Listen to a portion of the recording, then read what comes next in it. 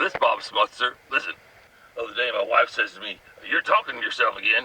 And I said, "Well, it's the only way I can ever hear any intelligent conversation around here."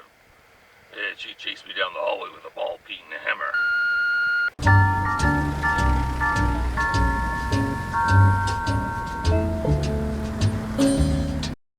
Radio New York next with Bob and Ray. And before this program is over, we may know the answer. And Roger, thank you, is referring, of course, to the question of whether Wally Ballou will seek the mayoralty here in New York. Will he run for the mayor's office? You know whether or not he will? Has he spoken to you today? No, he hasn't. But he's going to hold a conference later today within the confines of Radio New York, and he will announce it at that time. I know he's been terribly busy. He was on the phone all morning, and he wouldn't divulge anything to me, and I'm probably his best friend next to Ray. It's the first time, though, I've ever seen him full of importance. He's beginning to feel the power of being a mayoral candidate. He's really taking it seriously now. Whether he announces for or against, we don't know, but at least he's taking it seriously. But say, Wally, come here. I want to talk to you about your candidacy for the mayoralty. Yes, well. I see where the Republicans over in Brooklyn didn't go along with the governor in supporting they rejected the fusion candidacy, former Mayor Wagner. That's right. Well, of course, that is going to affect my position in my thinking and my decisions. Well, look, if you got the support, say, of the Republicans in Brooklyn, would that help your candidacy? I think certainly. I think it would certainly help me, of course. On the other hand, if you don't get it, would it discourage your? It wouldn't force me to drop out were I to run. Let's put it that way. But you're still. If I were running, I still haven't decided. And as we said earlier, I think the early part of the week is the better time to make an announcement rather than on the weekend when many people are out of town and not maybe paying too much attention to political announcements. Right. Taking it all with a grain of salt, as many people do. Right, Wally Ballou. Just a reminder that this is Radio New York with Bob and Ray, and we'll be here until 7 o'clock with news for you, of course, sports information, commercials, music, and important events. Oh, we got just such a lineup of things going, you cannot believe it. Well, let's start with this. And you know, the sun is out in this studio. It may be raining where you are, but here at Bob and Radio New York, the sun is out. How about that? Isn't that something? Isn't that really nice? Isn't that grand? Here's a question to start with. Are you one of those people who love a good glass of wine with your meal? Hey, fellas, I was on the phone with a fellow who represented himself as Boss Tweed, and he said that Wally Ballou wouldn't dare run. Oh, well, I think that has to be a joke. Boss Tweed isn't around anymore. He's missing, isn't he, Boss Tweed? No, he's not missing. He's accounted for, but he's just gone. He's not making phone calls? Gone to his reward. Well, then somebody's trying to fool me, I guess. Must be trying to pull your leg, I guess. Yes. Incidentally, would you pick up that letter that fell off the edge of the table over there? It's one right. that we wanted to answer a little bit later.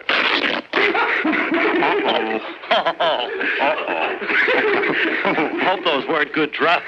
Well, they weren't the most expensive trousers, but they kept me in out of the weather. Oh, my God. Well, all right, come on, audience. Now, that isn't polite.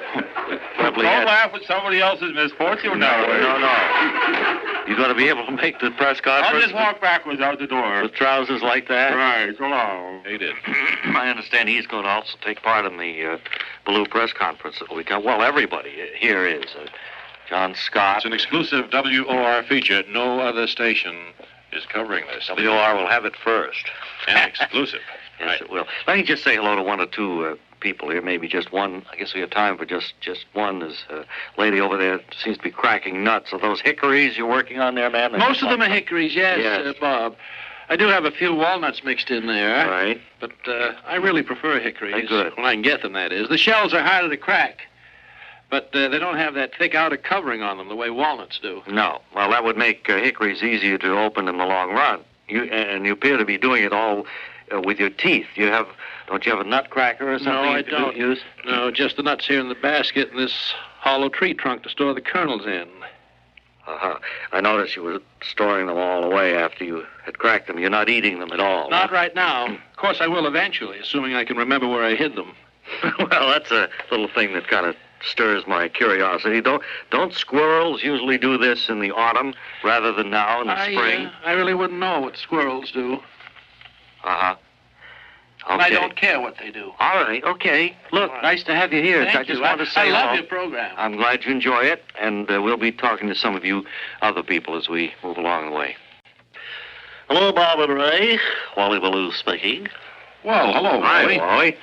Say, How's everything going with you fellows in your radio program? pretty good. Good. A lot of importance seems to be surrounding your every move today. I mean, Yes, people are stopping me on the street and the corridors, various offices where I conduct my business, and asking, of course, the one big question and some of the other ones, too. Well, Wally, would you care to tip really off your cool. friends a little bit as to just what your decision is? Ray, I think it would be a little bit indiscreet of me to give you and your partner there, Bob, any particular advance notice. All of the newsmen here have agreed to assemble at approximately an hour from now, I think. Oh, really? To find the answer and to ask questions and to conduct a general press conference. You're welcome to take part in that, certainly. Well, I don't know as we can. We'll have to be here doing our work, you know. Incidentally, let me say that you're really nicely turned out today. It's a beautiful suit, and Boy, that's a new one, isn't it? No, it isn't, as a matter of fact. These wide lapels were popular some years ago, if you remember, and so was the necktie. very so it works in conservative. very good. I haven't worn this suit for probably 20 years. how old would you figure that tie? Because Oh, the tie's probably 15, 18 years old. it's very conservative. You haven't spilled much on it. Well, I haven't worn it much. And those shoes, it really shine. You do them yourself, or do you just spin the... Oh, yes. No, I shine them myself. I have one of those Good little training. kits. You know, once you learn that in the Army, you never forget how to shine a pair of shoes, and it's a nice habit to get into. I don't use dubbing on them. No, well, You used to put dubbing on your work shoes. For those of you who just tuned in, dubbing is a waterproof that you put on military shoes, but there's no need for It's that. also a radio phrase used for making a copy of a tape or a record. Yeah, thanks, Bob. But in relation to shoes, it is something... it's- Well, I've got to be going. I'll Like next see photo. you guys in about an hour, maybe a little bit longer. Keep up the good work. We're certainly all enjoying your programs and glad to hear that you're going to be employed for the next... dry up. Boy. Who are you trying to sound like, Ray? No, I'm reacting to your attitude of self-importance. I just want to cover every possible hole. I want to have every chink, every nook and cranny covered. I see. I don't want there to be any chinks in my armor. Uh-huh. And no responsible politician would. Well, you know... Boy, you sound more and more like you've made your mind up. A leopard never changes the spots. Are you planning on changing your spots? Rain before Saturday, snow before April. I heard that from one of your fellows We here had a as a fellow down guest. from the New England Almanac here last week. He That was didn't make full of any those homilies. I heard him say Among other something- things. something like that. He was full of something else, Yeah, too. sure, right. But, no, I simply want to be sure that I think probably with the modern taping facilities that you have, and of course I've used them as a reporter for many years, Well, back where to the did you go days to of the school? wire. Huh? Where did you go to school? Harvard. Well, don't let them know about it. Harvard University. Keep it under your hat. Yeah. What's the matter with that? What's the matter with that? Nothing. But Oh, I of thought course not. you'd Yeah. probably say you went to Missouri School of Journalism or No, I left. Colorado School of Mines. I left Missouri. When I was very young. Well, they have a father famous- came north. They have a famous journalism school there. I say famous, I mean well-known and well-respected in the news-gathering field. Uh-huh. And so does Columbia right here in New York. Yes, I know they do, but I went to Harvard. How do you spell Want to that? argue that? No, but how do you spell that? H-A-H-V-A-R-D. How do you spell it? You mean the one with the crimson and all like that? Yeah, and the bowl. It's hard to believe.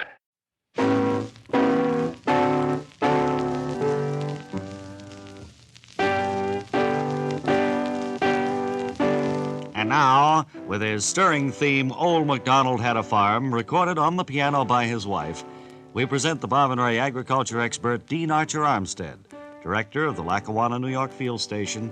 Dean, it's a real pleasure to see you again. We have been considering now, for the past few weeks, snow rot.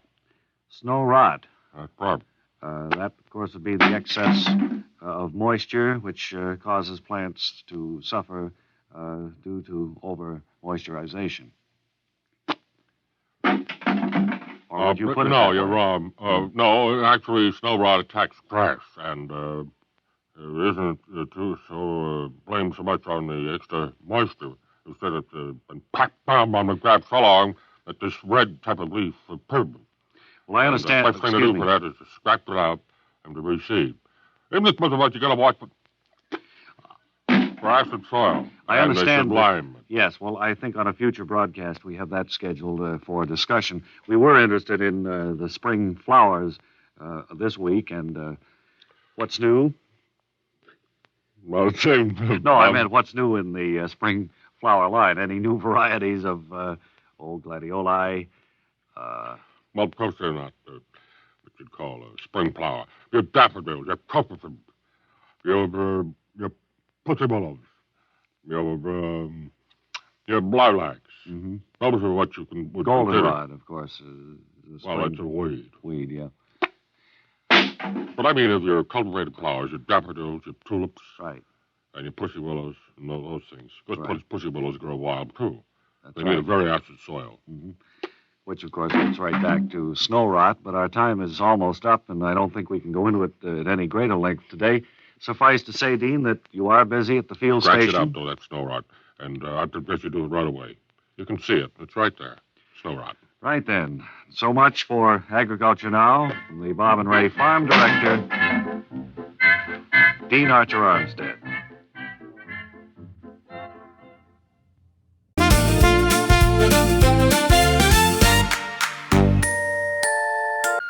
Hey, Bob and Ray, this here Bob Smutzer. Just wanted to say that it struck me the other day that when I was growing up, nobody taught me a thing about anger management. You know what? That makes me so mad I could... On behalf of Bob and Ray's campaign for a transistor radio in every home, this is award-winning reporter Wally Ballou at Professor Matthew E. Pulsiver's Computer Center. And what are you working on, Professor? We've received some amazing figures from a group of radio people, and they'd like us to illustrate the figures with colorful comparisons so that the figures might be more easily understood. Well, what are the figures? There were 31 million new radios sold last year, bringing the total in the United States to 242 million, or 25% more radios in this country than people. Amazing. It certainly is. Oh, here come the comparisons. If all the radios in America were loaded into freight cars, it would make a train long enough to stretch from Chicopee, Massachusetts to Bowen, Illinois. Here's another one. If all the radios were put in one place and turned on at the same time, they'd make a noise loud enough to be heard in Lima, Peru. Now listen to this one. If all the radios in the United States were dumped into the Grand Canyon, it would fill it halfway up and make quite a mess, too. Professor, what does it all mean? Darned if I know. Radio's incredible Wally Ballou from the Acme Firetruck Factory here in Hamtramck, Michigan. And I thought that since it was always my boyhood ambition to become a fireman, and that my little boy, Balou, feels the same way, I'd bring him along to see how fire engines are made. Little boy Balou, do you want to say hello to the folks on Monitor? Hello, everybody. That was my little boy, Balou. And he's having a grand time, I'll tell you, looking around at all of the activity here as the fire engines are being put together. The foreman is over here. Joseph, may I speak with you, please? Certainly. I understand you didn't want me to mention your last name. Yes, I just soon you wouldn't do that. See, I'm on the lam from the wife, and she doesn't know Sure, where I am. sure. And, Well, now... just let it go by as Joseph. Yeah, that isn't even my real first. Right. Well, that's neither here nor there, because we're interested in knowing just... She's back in Elgin, Illinois. No, I think you'd better Think just I drop the goofed. subject there, Yeah. Joseph. Yeah. I think I do. What is that fellow doing over there with that sparkling, is that a piece of equipment he's fooling with? It's Oh, on that's fire? the daily newspaper he's reading. Well, it's on fire. Does he know that? Well, I don't know as he knows that. You see, we've cut back production now. You see, a big year for us is 3 fire trucks. Look, That's that, a real big year that for newspaper has caught the workbench on fire, I notice. So over it there. has. I think you should call his attention to us. it. He'll notice it. You got a fire going over there, you know. You got a fire over there, I said. Let's go and call the fire department.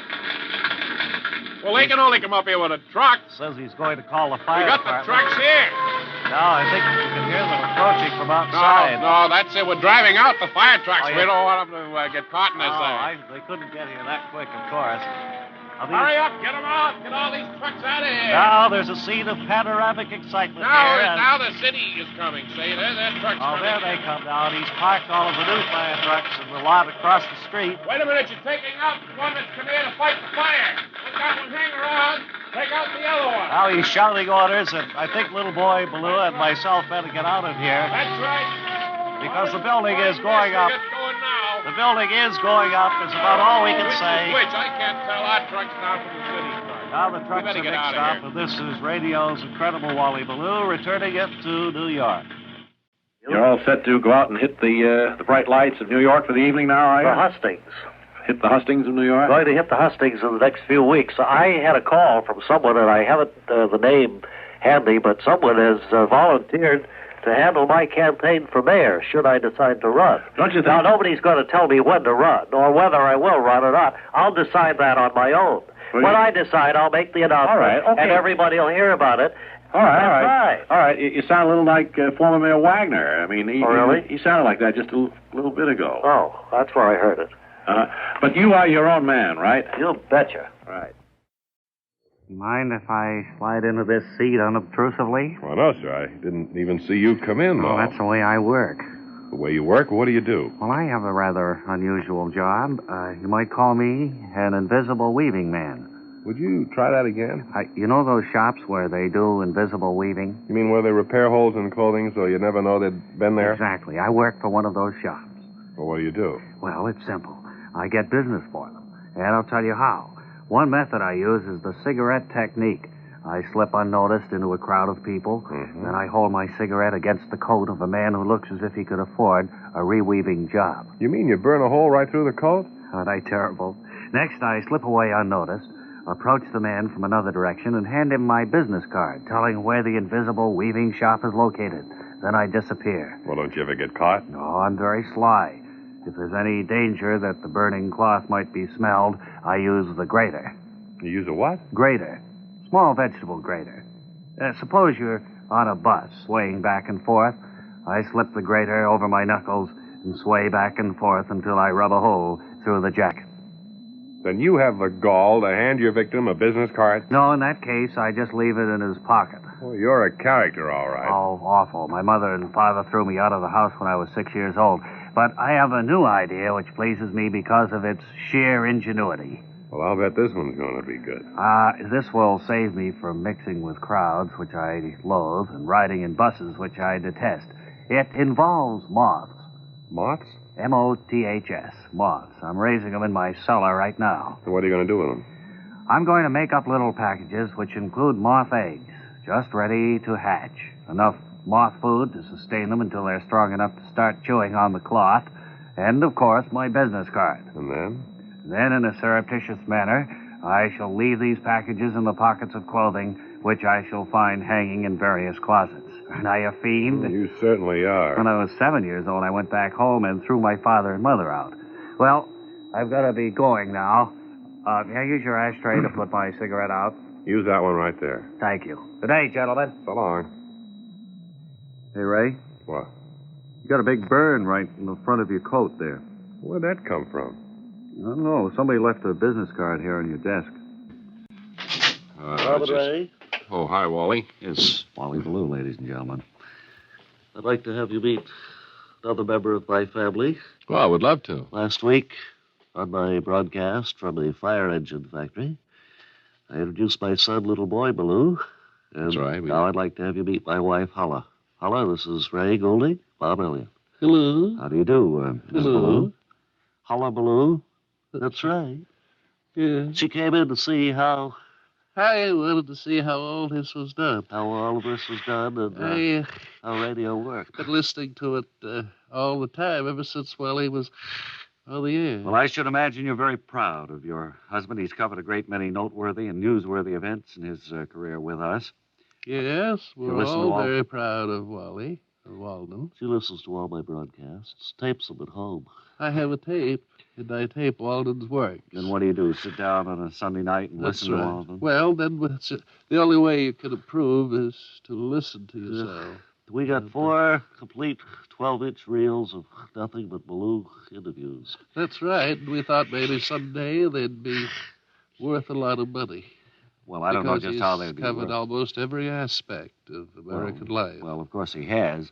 Industry on the march, scientific discussions with important people. Second only to W.W. Chaplin, I've been told. I believe so. Well, that may be or may not be true. I don't know. Where's the little fella today, the tyke? Who? Little boy Balou. Oh, he's gone to a movie. So we got to pick him up later. She just wants to see how radio works and how sound effects made, that kind of stuff. Where do you folks live, Wally? I don't think we've ever pinned you down. Do you live around New York, or do you We're living in the city at the moment. Oh, you have a townhouse there. Uh-huh. Well, it's not really a town. It's a basement. Well, that would be considered a townhouse. It's in town. Yeah. Yeah, it's in town. It's so much easier to have a base of operations centralized. You use your apartment Wally. for your work, your research. Huh? For your research. No, we sleep, eat there. I see. Well, what's your next big story? Can you tell us anything about that? Huh? Can you tell us anything about what you're planning to cover this? You looking at me because I don't have any plans? No, I was looking at Wally doesn't tell me much. He's gone No. so much of the time. I don't have any plans till I get my assignment.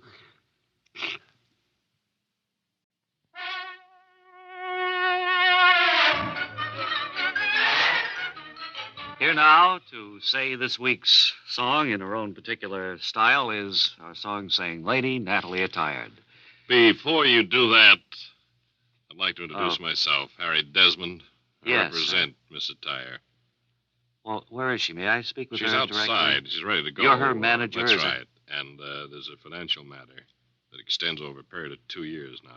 Wow. You've been Look, sir, this is no telling place her to discuss about this a thing. exposure. Was money in the bank, some sort of quote No, like she's that. heard over hundreds of stations from approximately coast to coast. She has made many new friends. It's enabled her to go on song-saying tours to reap the bountiful harvest of personal appearances, and we feel that is worth something, of course. Do you want a fat lip? This is not the way that agents have been in the manner of treating us. I can't quite figure that. May I speak with Miss Attired? Will you bring her in? You'll deal with me, pal, and after we clear up the matter of the loot, she'll bust through the door and entertain you madly. Well, look, Harry, that was your name, wasn't it? That's right.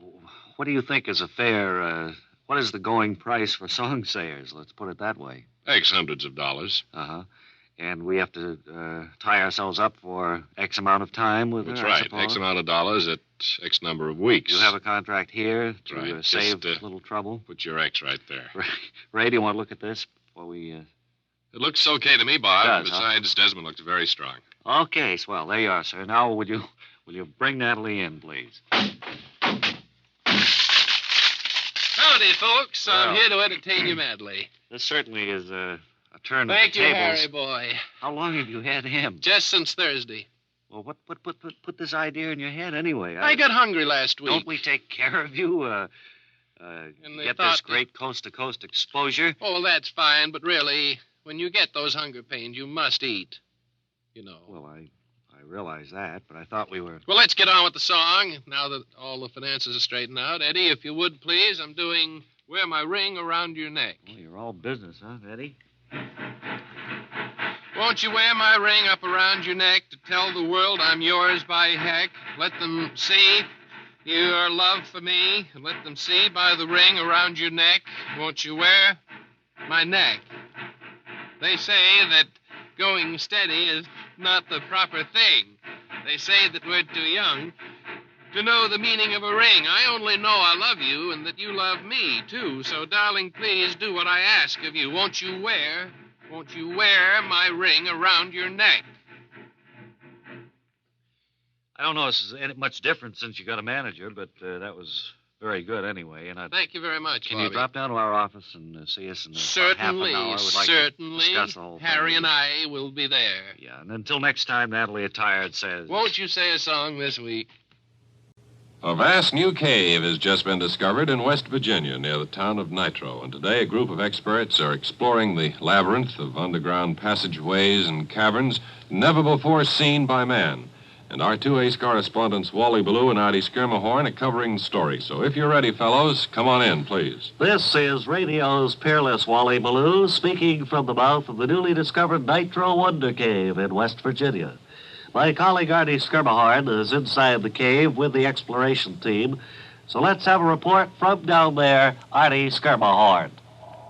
This is Artie Schermerhorn speaking from far beneath the surface of the earth in the new Nitro Wonder Cave. Somehow down here in the darkness, I've become separated from the professional exploration team.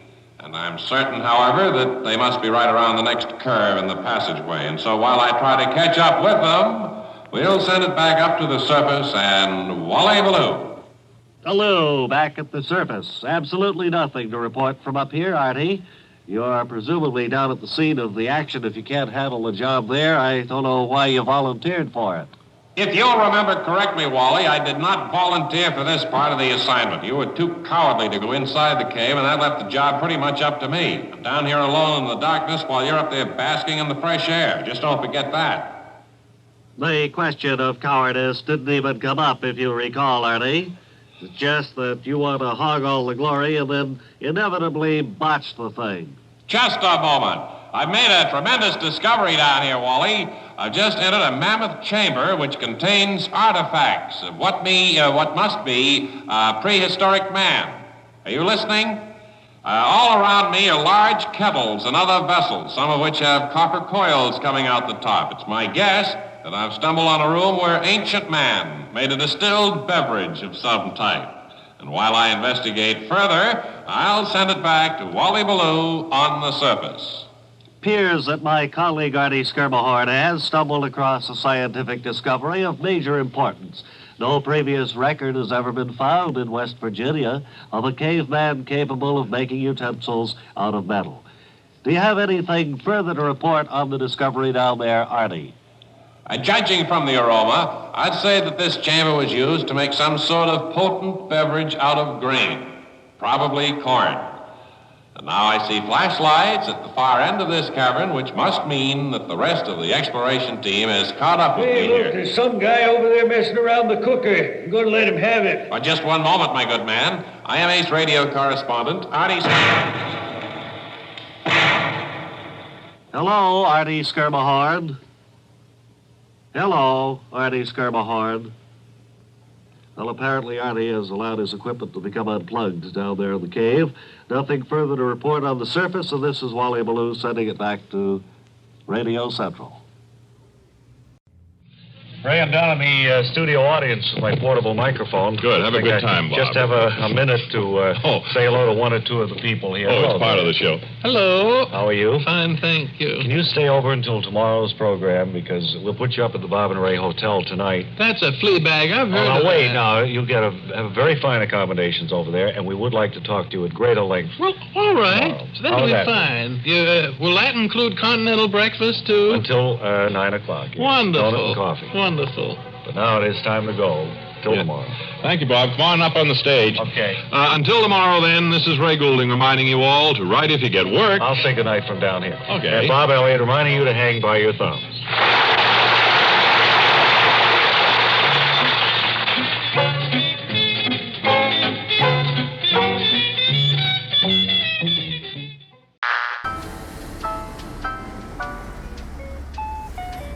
Close in 5 minutes.